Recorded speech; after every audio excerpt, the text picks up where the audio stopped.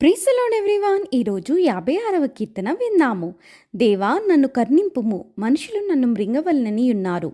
దినమెల్లా వారు పోరాడుచు నన్ను బాధించుచున్నారు. అనేకులు గర్వించి నాతో పోరాడుచున్నారు. దినమెల్లా నా కొరకు పొంచియున్నవారు నన్ను మృంగవలనని ఉన్నారు. నాకు భయము సంభవించు దినమున నిన్ను ఆశ్రయించుచున్నాను.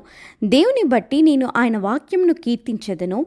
దేవుని యందు నమ్మిక ఉంచియున్నాను. నేను భయపడను. శరీరదారులు నన్నేమి చేయగలరు?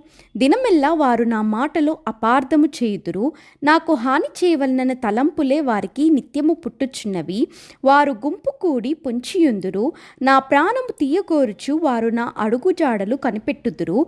తాము చేయు దోషక్రియల చేత వారు తప్పించుకొందురా. దేవా, కోపము చేత జనములను అనగగొట్టుము. నా సంచారములను నీవు లెక్కించియున్నావు. నా కన్నీళ్లు నీ బుడ్డిలో నుంచబడి ఉన్నది. అవి నీ కవిలలో కనబడును కదా.